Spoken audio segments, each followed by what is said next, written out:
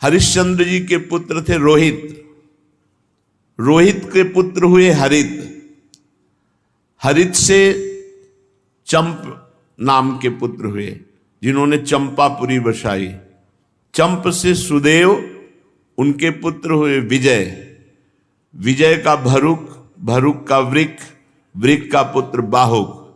शत्रुओं ने बाहुक से राज्य छीन लिया तो अपनी पत्नी के साथ वन में चले गए, और वन में जाने पर बुढ़ापे के कारण जब बाहुक की मृत्यु हो गई तब उनकी पत्नी भी उनके साथ सती होने को उद्यत हुई, परंतु महर्षि औरव को यह मालूम हुआ कि इसके तो गर्भ है, इसलिए उन्होंने रोक दिया कि तुम्हें सती नहीं होना, क्योंकि तुम्हारे गर्भ है तो संतान को नष्ट करना ये तुम्हारे अधिकार की बात नहीं।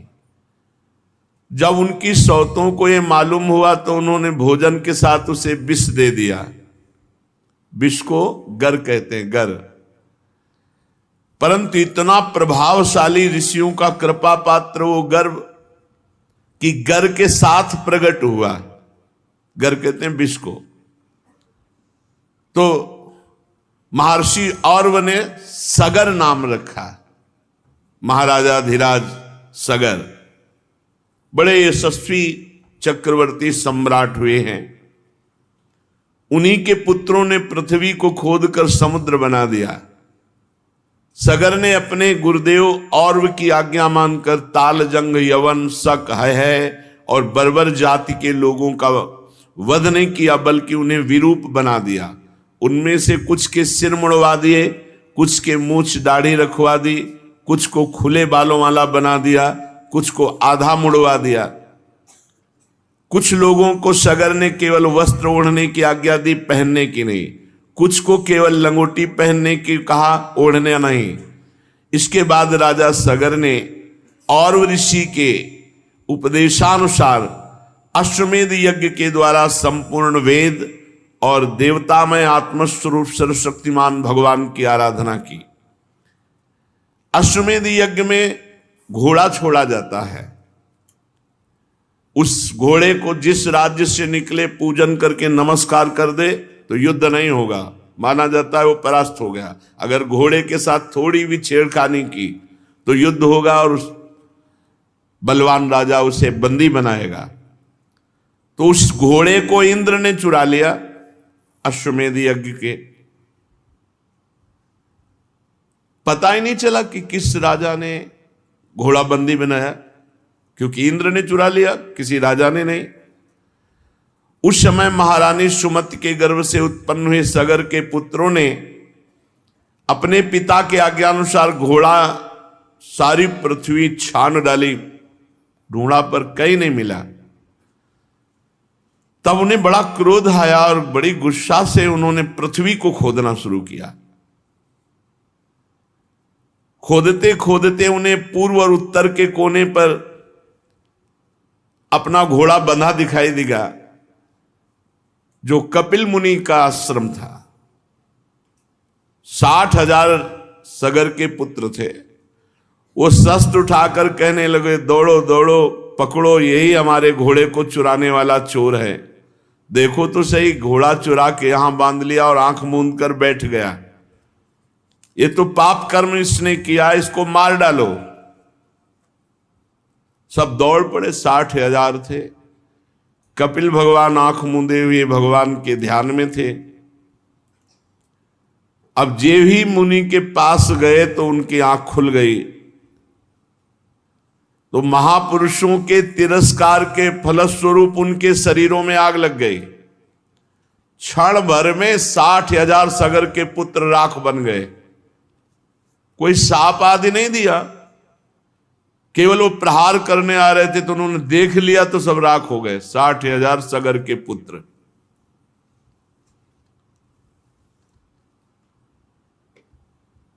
ये महापुरुषों के अपराध करने का फल है, क्योंकि कपिल भगवान तो गुणातीत स्थिति में है, वो क्रोध काहे को करेंगे।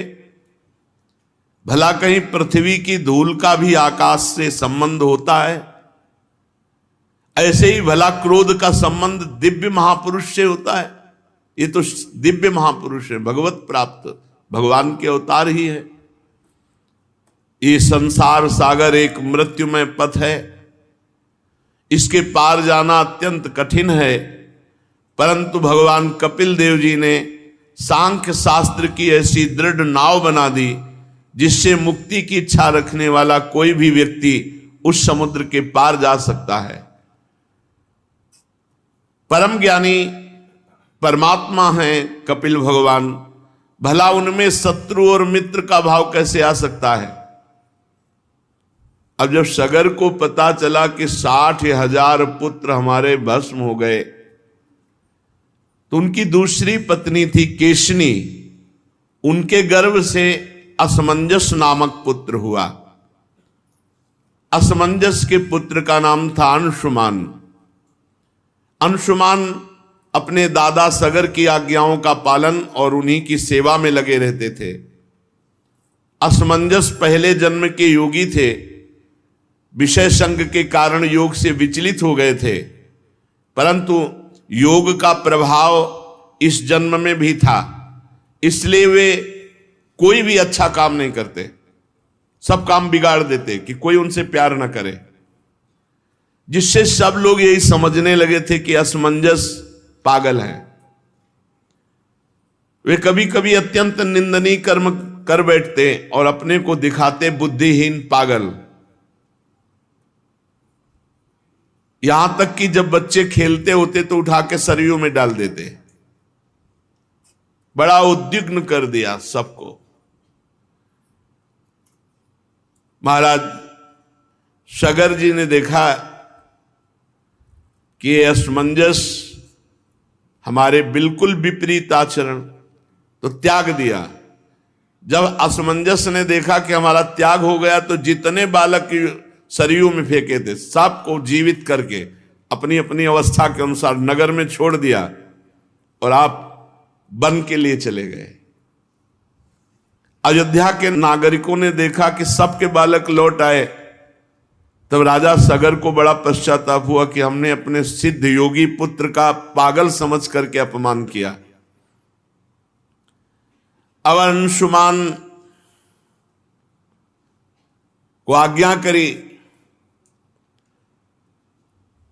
तो उन्होंने अपने जो चाचा से 60,000 लाख बने हुए थे, भस्म के पास देखा घोड़ा बंधा हुआ, तो हाथ जोड़ करके अंशुमान कपिल भगवान के चरणों में गए और एकाग्रता से स्तुति की।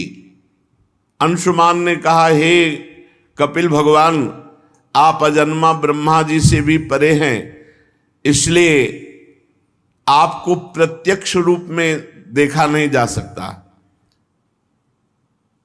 समाधि के द्वारा आपका अनुभव होता है, किंतु ये रजोगुणी जन आपको समझ नहीं पाए, इसलिए अपराध कर दिया और अपने अपराध से ही वो भस्म हो गए। संसार के शरीरधारी 3 गुणों में ही विचरण करते रहते, सतोगुण, रजोगुण, तमोगुण। जागृत, स्वप्न और सुषुप्ति 3 अवस्थाएं। इसी कारण ये माया मोहित जन, हे भगवान आप सर्वत्र हैं पर आपका दर्शन नहीं कर पाते। 3 गुणों और उनका प्रभाव, जागृत, स्वप्न, सुषुप्ति। आप सबके हृदय में विराजमान है पर आपको कोई नहीं जान सकता। सनंदन आदि मुनि आत्मस्वरूप के अनुभव से माया के गुणों के द्वारा होने वाले भेद को मिटा दिया, तो आपका अंदर ही साक्षात्कार प्राप्त कर लिया। पर मैं तो मूढ़ पुरुष हूं, कैसे आपका चिंतन करूं। माया और उसके गुण और गुणों के कारण होने वाले कर्मों के संस्कार, ये सब स्थूल सूक्ष्म कारण आप में नहीं है। ना तो आपका नाम है ना तो रूप, आप में ना कार्य है ना तो कारण, आप सनातन आत्मा हैं। ज्ञान का उपदेश करने के लिए कपिल रूप धारण किया, हम आपको नमस्कार करते हैं। भगवान कपिल देव जी ने कहा, बेटा इस घोड़े से हमारा कोई संबंध नहीं, पता नहीं कौन तुम्हारे पिता के यज्ञ पशु को चुरा के लाया और यहां आश्रम में बांध दिया, और तुम्हारे चाचाओं ने मूर्खता की, वो समझे कि हमने घोड़ा चुराया तो हम पर प्रहार करने को चले तो भस्म हो गए। अंशुमान ने बड़ी नम्रता से कहा, प्रभु मेरे पुरखों का उद्धार कैसे होए जो भस्म हो गए? तो उन्होंने कहा, गंगा जल से होगा। यदि गंगा जी कृपा करें और भूतल पे आए और तुम्हारे पुरखों की राख उनमें, तो उनका परम कल्याण हो जाएगा।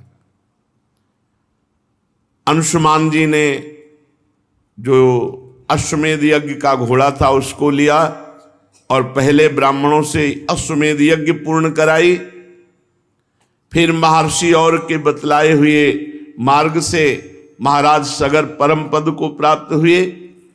अंशुमान जी ने बड़ी घोर तपस्या की गंगा जी लाने के लिए, परंतु सफलता नहीं मिली।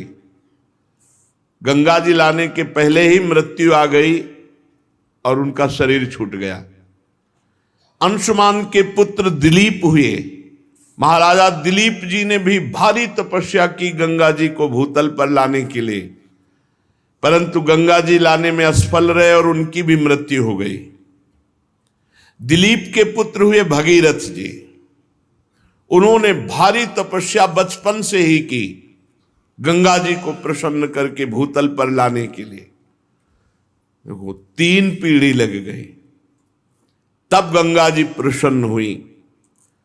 गंगा जी ने प्रसन्न होकर के दर्शन दिया और कहा, मैं तुम्हें वर देने के लिए आई हूं, क्या तुम वरदान चाहते हो? भगीरथ जी ने बड़ी नम्रता से साष्टांग प्रणाम किया गंगा मैया को और प्रार्थना की कि आप मृत्यु लोक में पधारिए और हमारे पुरखों का कल्याण कीजिए। गंगा जी ने कहा कि जिस समय मैं स्वर्ग से पृथ्वी पर गिरूंगी तो कोपि धारिता वेगम पतंत्या में महीतले अन्यथा भूतलम भित्वा नृपयास्य रसातलम। कोई चाहिए जो भूमंडल पर पृथ्वी लोक में बीच में मुझे रोक ले, अगर नहीं रोका तो मैं अपने वेग से रसातल को चली जाऊंगी, तुम्हारा प्रयास निष्फल। भूतल पर मुझे कोई रोकने वाला चाहिए। इसके अतिरिक्त दूसरी बात, किम चाहम नु भुवम यास्य नरा मैया मृजंत्यघम मृजामि तदघम कुत्र राजस्तत्र विचिंत्यताम। भगीरथ, ये 2 समस्याएं हैं। भूतल पर कोई चाहिए जो मुझे रोक ले, नहीं तो मैं रसातल को चली जाऊंगी ब्रह्मलोक से सीधे। और दूसरी बात, पृथ्वी पे जाऊंगी तो पापी लोग मेरा स्पर्श करके निष्पाप हो जाएंगे, पर मैं पाप युक्त हो जाऊंगी, तो मैं पाप कहां धोऊंगी? इस विषय पर तुम विचार करो। भगीरथ जी ने कहा, पहले समस्या का तो समाधान मैं अभी किए देता हूं। साधवो न्यासिनः शांता ब्रह्मिष्ठा लोक पावनाः हरंत्यघम तेंग संगात ते स्वास्ते हृभिद्धरी। माता, तुम चिंता मत करो, जब पृथ्वी पर आप जाओगे तो पापी ही आपका स्पर्श नहीं करेंगे। जो लोग परलोक के सुख संपत्ति का त्याग कर चुके हैं, जो संसार से संन्यास लेकर निरंतर भजन में लगे हैं, ऐसे शांत ब्रह्मनिष्ठ महात्मा जब आपका स्पर्श करेंगे तो आप निष्पाप हो जाओगे। गंगा को भी पाप रहित करने की सामर्थ्य भगवत भक्त में है, भगवत प्रेमी महात्मा में है। साधवो न्यासिना, जिन्होंने समस्त भोगों का त्याग कर दिया, ऐसे सन्यासी। शांता, जो हर द्वंद्व सहते हैं। ब्रह्मिष्ठा, जो ब्रह्मनिष्ठा वाले। लोक पावना, जो लोकों के पावन करने की सामर्थ्य रखते हैं। हरंत्यघम तेंग संगात, वो जब गंगा में गोता लगाएंगे तो गंगा निष्पाप हो जाएंगी। ये बात कही भगीरथ जी ने। वो अपने अंग स्पर्श से, हे गंगा, तुम्हारे पापों को नष्ट कर देंगे, क्योंकि उनके हृदय में अगरूप अघासुर को मारने वाले भगवान श्री कृष्ण का निरंतर चिंतन होने के कारण भगवान वहां प्रकाशित हो जाते हैं। हृदय में भगवान कब प्रकाशित होते हैं? निरंतर चिंतन करने के कारण। और दूसरी बात कि तुम्हारा वेग रसातल में भेद कर चला जाएगा तो नहीं माता, बीच में ही धारयिष्यति ते वेगम रुद्रस्त्वात्मा शरीरिणाम यस्मिन नोतमिदम प्रोतम विश्वम साटीव तंतुषु। तुम चिंता ना करो, मैं रुद्रदेव की तपस्या करूंगा, भगवान शंकर से कहूंगा ब्रह्मलोक से जब तुम गिरोगी तो तुम्हें बीच में ही रोक लेंगे। तो गंगा जी ने सोचा कि महादेव जी किस में रोक लेंगे मुझे, देखते हैं। तो गंगा जी ने जो ही ब्रह्मलोक से ऐसी विशाल धारा गंगा जी की भगवान शंकर ने जटा खोल दी। जटा कटा संभ्रमम भ्रमण निलंप निर्झरी विलोलवी चिवल्लरी विराजमान मूर्धनी, और बांध लिया जटाओं, गंगा की धारा को जटाओं में लपेट लिया। भगीरथ ने कहा महाराज नीचे कुछ बूंद तो गिरे, नहीं तो हमारे पुरखे तो वैसे ही रह गए। तब एक जटा खोली तो 3 गंगा के स्वरूप हुए, अलकनंदा, भागीरथी, मंदाकिनी। अलकनंदा स्वर्ग गंगा, पाताल गंगा मंदाकिनी जो अनुसुईया जी के आश्रम में प्रकाशित हुई चित्रकूट में, और भागीरथी तो पावन त्रिभुवन पावनी श्री गंगा जी भारत देश को पावन करते हुए, हिमालय से देश को पावन करते, आगे आगे भागीरथ जी चल रहे हैं और पीछे गंगा जी चल रहे हैं।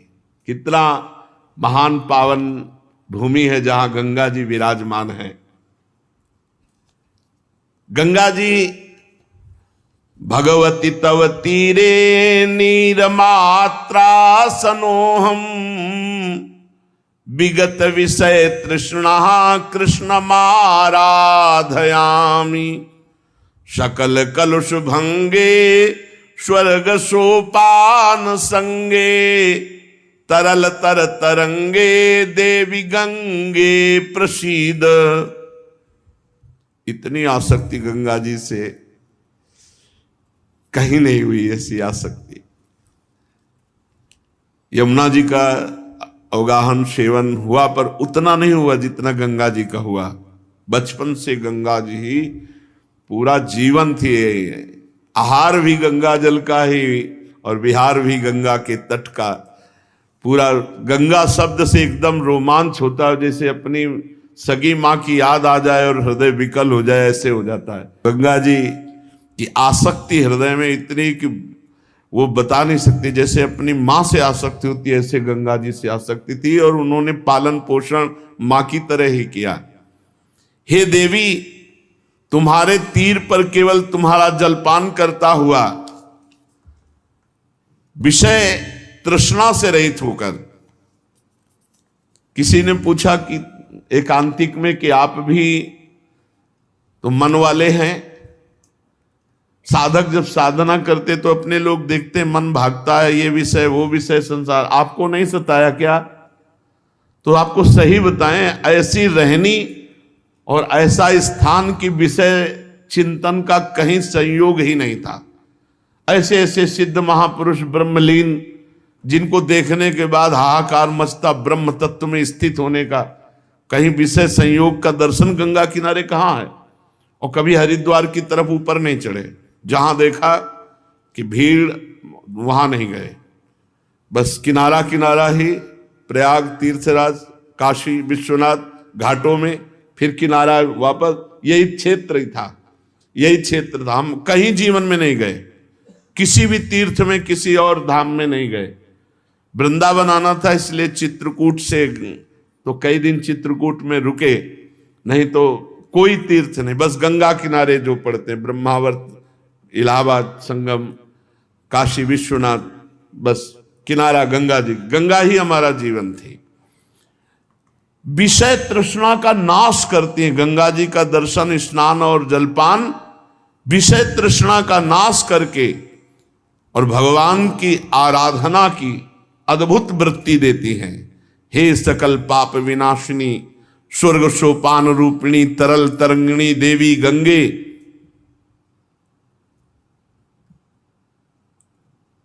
मुझ पर प्रसन्न हो।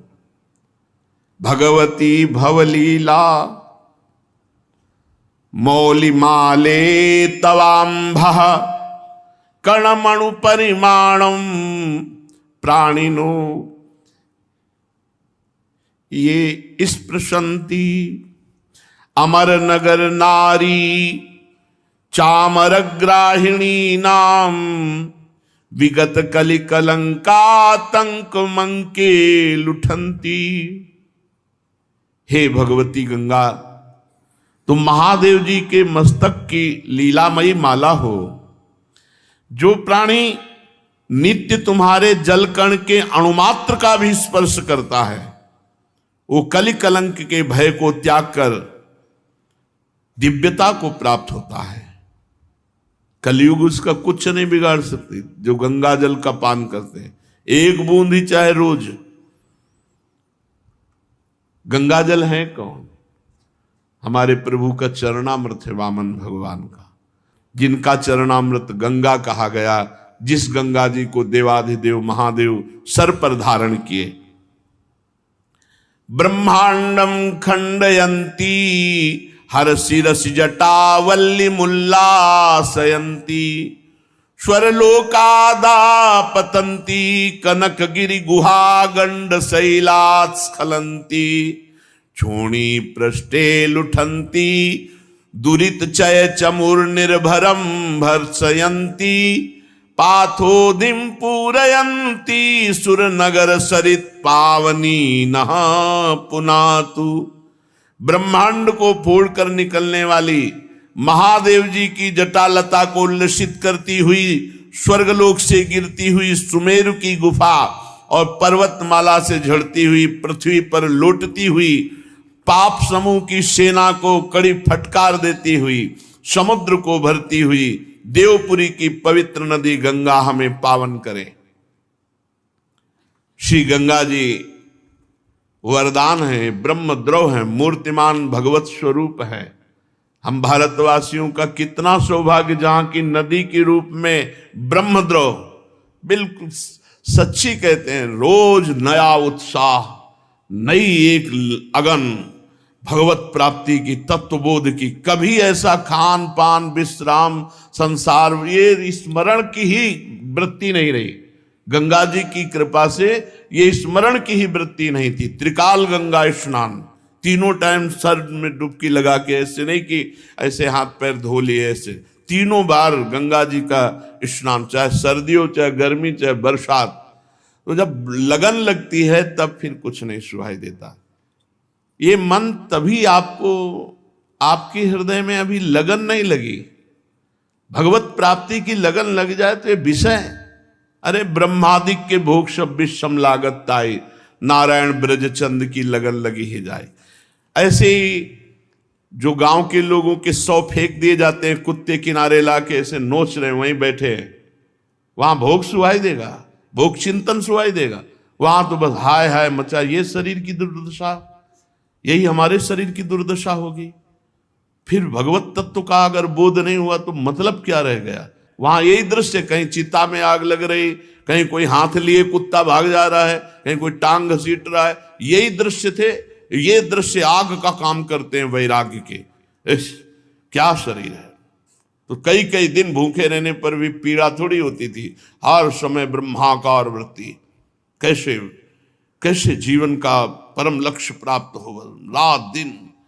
तो ये जो प्राकृतिक कष्ट हैं, ये सुख का अनुभव कराते हैं। जैसे योद्धा को जब घाव होता है तो सुख होता है, कायर पुरुष भयभीत होता है, ऐसे जिसका लक्ष्य होता है भगवत प्राप्ति। और गंगा जी वैराग्य में ऐसा पेट्रोल का काम करती है। अगर थोड़ा भी वैराग्य है तो बढ़ा के वैराग्य को बिल्कुल अवधूत बना दे। गंगा जी की अपार महिमा, और यमुना जी की महिमा है कि वैराग्य से अनुराग में डुबा दे, प्रेम में डुबा दे। श्री भगीरथ जी त्रिभुवन पावनी गंगा जी को वहां लेकर के गए जहां उनके पितरों के शरीर राख बने हुए पड़े थे। आगे आगे वो वायु के वेग के समान रथ पर सवार होकर चल रहे, पीछे गंगा जी कलरव करती हुई दौड़ रहे हैं, कल कल करती हुई गंगा जी दौड़ रहे।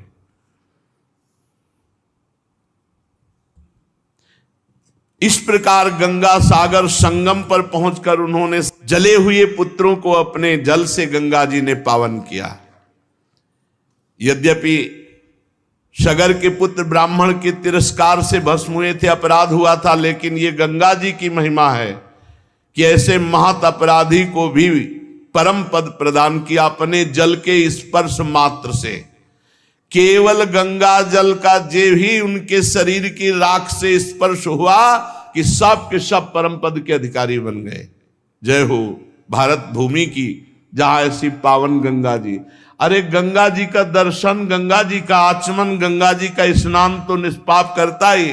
अगर गंगा गंगा यो ब्रुयात योजना नाम सतैरपि, गंगा गंगा गंगा ऐसा उच्चारण करे तो 400 कोस दूर से निष्पाप कर देती गंगा जी।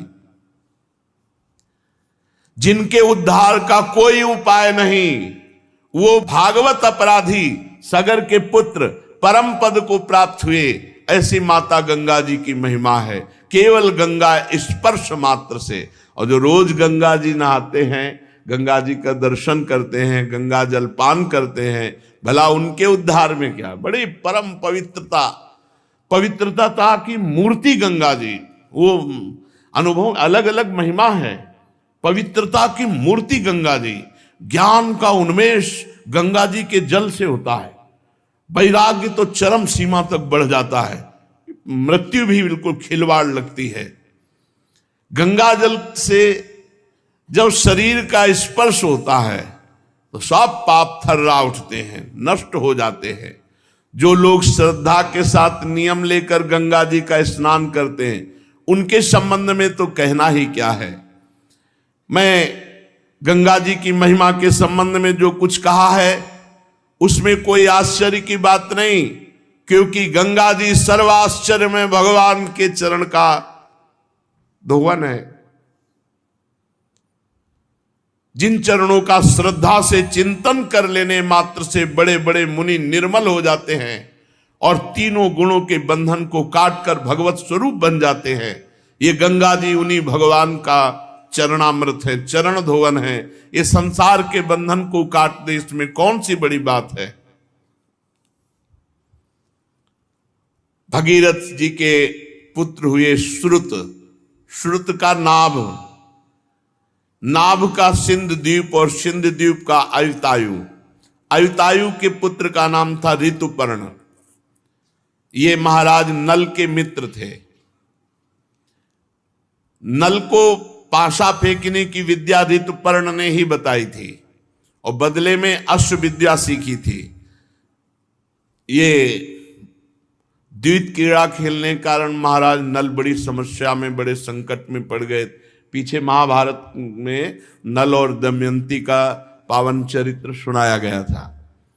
तो महाराज ये ऋतुपर्ण बहुत द्वित क्रीड़ा में प्रवीण थे। ऋतुपर्ण नल को पासा फेंकने की विद्या और नल ने अश्व विद्या, बहुत विचित्र इन विद्याओं की कलाएं थी। इतनी रफ्तार से रथ हाँक रहे थे कि ऋतुपर्ण का दुपट्टा गिर गया। तो उन्होंने कहा महाराज, सारथी दुपट्टा गिर गया। बोले महाराज न जाने कितने योजन आप आगे आ चुके हो। बोले अभी तो गिरा। बोले महाराज अब तो और कितने आगे आ गए। नल को इतनी विद्या प्रवीण थी कि उन्होंने गणित लगा करके एक चलते हुए रथ से एक वृक्ष में, कि सिहोर का शायद वृक्ष था, किसका वृक्ष था, उसके पत्ते फल सब पूरा गणना बदल। राजा ने कहा नहीं रुको, रथ रोको, हम तुम्हारी अंदाज वाली बात नहीं मानते। बोले महाराज एक पत्ते में फर्क नहीं पड़ सकता। उन्होंने डाल काटी, उतने ही पत्ते उतने ही पुष्प। तब उन्होंने कहा तुम्हारी धन्य है विद्या, तुम कौन हो? तो उनका महाराज मैं हूं तो सारथी ही। बोले नहीं, ये विद्या केवल महाराज नल में पाई जाती है। तो ना आपका रूप है, क्योंकि वो रूप भी नहीं था, करकोटक सांप के काटने से अंतर ध्यान। बड़ा रोचक प्रसंग महाराज नल दमयंती का आज भी आनी है कि अगर ऋतुपर्ण राजा और नल करकोटक सांप इनका स्मरण करे तो कलयुग का प्रभाव उसके ऊपर नहीं आएगा। ये कलयुग का ही प्रभाव था। महाराज नल की बुद्धि मारी गई और उन्होंने अपने सर्वस्व को दांव में लगा दिया और महारानी से भारी संकट में पड़े। नल से ज्यादा तो संकट महारानी को हुआ जब छोड़ करके महाराज नल चले। कितना कितना संघर्ष महापुरुषों को। तो ऋतुपर्ण अश्वविद्या सीखी महाराज नल से। ऋतुपर्ण का पुत्र हुआ सर्वकाम, परीक्षित। सर्वकाम के पुत्र का नाम था सुदास, सुदास के सौदास, और सौदास की पत्नी का नाम था मदयंती। सौदास को ही कोई कोई मित्र शाह कहते हैं और कहीं कहीं उन्हें कलमश पाद भी कहते हैं। वशिष्ठ जी के शाप से ये राक्षस भाव को हो गए थे, फिर अपने कर्मों के कारण ये संतानहीन हुए। राजा परीक्षित ने पूछा, भगवान हम जानना चाहते हैं कि महात्मा सौदास को गुरु वशिष्ठ जी ने शाप देकर राक्षस क्यों बना दिया? यदि कोई गोपनीय बात ना हो तो गुरुजन अपने शिष्य को बता देते हैं, तो कृपा करके बताइए। श्री सुखदेव जी ने कहा, परीक्षित एक बार राजा सौदास शिकार खेलने गए और उन्होंने राक्षस को मार डाला, उसके भाई को छोड़ दिया। राक्षस ने राजा के इस काम को अन्याय माना और भाई की मृत्यु का बदला लेने के लिए जब उसने देखा कि आज वशिष्ठ जी राजा के यहां भोजन करने आ रहे हैं, तो रसोइये का अपहरण कर लिया, माया से रसोइये का रूप धारण कर लिया और अभक्ष पदार्थ मांस आदि भोजन में मिलाकर सुंदर भोजन बनाकर वशिष्ठ जी के सामने परोसा गया। तो वशिष्ठ जी भोजन को देख करके जो ध्यानस्थ हुए तो पूरी बात जान गए कि ये तो अपवित्र है। तो उन्होंने क्रोधित होकर राजा को शाप दिया कि तू निमंत्रण करा रहा है मुझे और मुझे अभक्ष पदार्थ परोसा रहा है, ये तेरा काम राक्षसी काम है, इसलिए जा तो राक्षस भाव को प्राप्त हो जा। इसमें महाराज का कोई दोष नहीं था, वो राक्षस रसोइया के रूप में गुप्त रूप से, पर दोष तो राजा का ही, निमंत्रण देने वाले का ही माना जाएगा। इसलिए वशिष्ठ जी ने शाप दे दिया।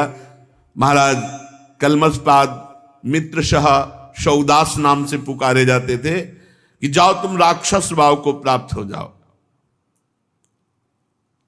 उन्होंने चरण पकड़ा और कहा, महाराज मेरी इसमें कोई गलती नहीं है।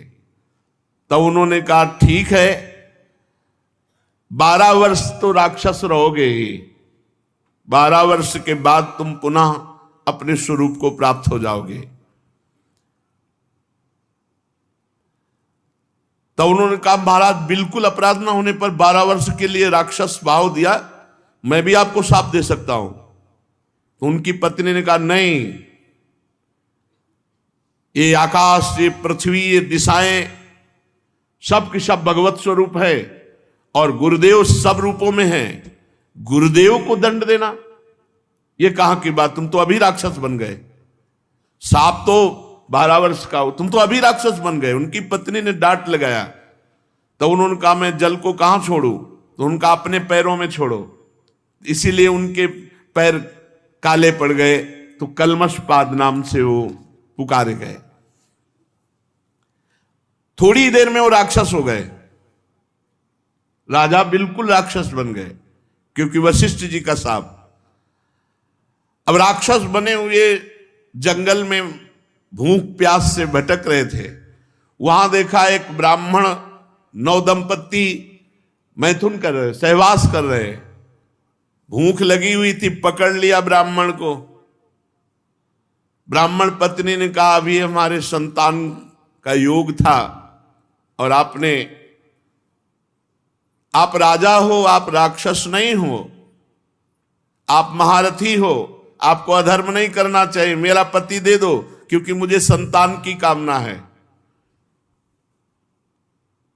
लेकिन सांप के वशीभूत उन्हें कुछ सुहाई नहीं दे रहा। खा डाला ब्राह्मण को, जैसे कोई मूरी गाजर खाए ऐसे खा डाला। ब्राह्मण तपस्याशील सद्गुण संपन्न था। राजा सांप के वशीभूत होकर उसे खा डाला। श्रेष्ठ ब्रह्म ऋषि पति का ये वध देख करके उसको और क्रोध आ गया और उसने कहा मेरे को भी खा, क्योंकि मेरा पति जब ले लिया तो मेरा जीवन किस काम का। बहुत रोने लगी।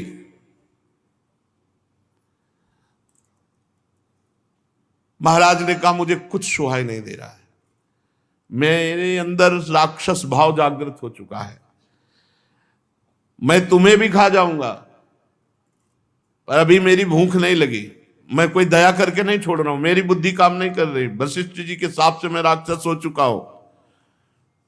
ब्राह्मणी ने क्रोध करके राजा को शाप दे दिया, अरे पापी, मैं जब काम से पीड़ित थी ऐसी अवस्था में मेरे पति को खा गया, इसलिए जब तू स्त्री सहवास करना चाहेगा तो तेरी मृत्यु हो जाएगी, ये मैं शाप देती हूं। वो ऐसे बेचारे सांप पे परेशान थे और सांप ऊपर। चलो कलयुग में सांप सांप ही नहीं है, बहुत बचत है। 12 वर्ष बीतने के बाद जब तू सांप से मुक्त होगा और अपनी पत्नी के पास जाएगा, उस समय मेरा सांप काम करेगा। अब तो वैसे राक्षस भाव को प्राप्त हुए, अब राक्षस भाव में सांप मिल गया कि गृहस्थी लायक नहीं रह गए। उन्होंने इतना दिमाग काम कर रहा था, ये शाप याद रखा और जीवन में कभी गृहस्थ सुख नहीं भोगा महाराज कलमशपाद, इसलिए वो संतानहीन हो गए। 12 वर्ष के बाद वशिष्ठ जी ने संतान प्रदान की। 7 वर्ष तक गर्भ धारण किया, परंतु बच्चे नहीं हो रहा था। वशिष्ठ जी की कृपा से गर्भाधान तो हुआ, पर 7 वर्ष तक बालक नहीं हुआ। तो वशिष्ठ जी ने एक पत्थर उठाया और पेट पर आघात किया। पत्थर को शास्त्रीय भाषा में अस्म कहते हैं। अस्म से चोट करने के कारण वो बालक प्रकट हुआ तो अस्मक कहलाया। ये बहुत चक्रवर्ती सम्राट हुए अस्मक जी। जब परशुराम जी पृथ्वी को क्षत्रियहीन कर रहे थे, तब अस्मक जी को ही छुपा लिया गया था। इन्हीं को नारी कवच कहते हैं। इन्हीं से फिर आगे चलकर क्षत्रिय वंश का विस्तार हुआ। मूलक के पुत्र हुए दशरथ, दशरथ के एडविड, एडविड के राजा विश्वसा, विश्वसा के खडवांग हुए। महाराज खडवांग ऐसे महावीर थे, इन्हें कोई जीत नहीं सकता था। देवताओं की प्रार्थना से दैत्यों का वध किया महाराज खडवांग ने। और जब देवता बहुत प्रसन्न हुए तो पूछा आपको जो वरदान चाहिए मांग लो। तो खडवांग ने कहा मेरी आयु कितनी बची है? तो उनका 2 घड़ी 48 मिनट। अरे मेरा जीवन केवल राजकाज में और युद्ध में इतने में जाता रहा। तत्काल अपने मन और इंद्रियों को अधीन किया और 48 मिनट में परम पद प्राप्त किया। खडवांग जी ने 2 घड़ी में, जीवन में जब पता चला कि आयु रह गई इतनी, 2 घड़ी 48 मिनट, तो मन और बुद्धि को खींचकर भगवान में लगा। महावीर तो थे ही वो, और भगवान में स्थित होकर अपने शरीर को त्यागा। 2 घड़ी में परम पद प्राप्त किया। धन्य है उनका जीवन जिन्होंने अपने को भगवान में समर्पित किया है। तीनों लोकों के स्वामी भगवान मुझ पर प्रसन्न है जो मुझे पता चल गया, खडवांग जी सोच रहे। और भोगों की लालसा का त्याग करके जीवनदाता श्री हरि में ऐसे भाव में मगन हुए कि 48 मिनट में परम पद प्राप्त किया। परीक्षित खड़वांग जैसा कोई महावीर चक्रवर्ती सम्राट और 48 मिनट में भगवत प्राप्ति, 48 मिनट में भगवत प्राप्ति। इसलिए उनको तो पता था कि 2 घड़ी बाद मर जाएंगे, अपने को 2 घड़ी का भी पता नहीं। इसलिए हर समय राधा राधा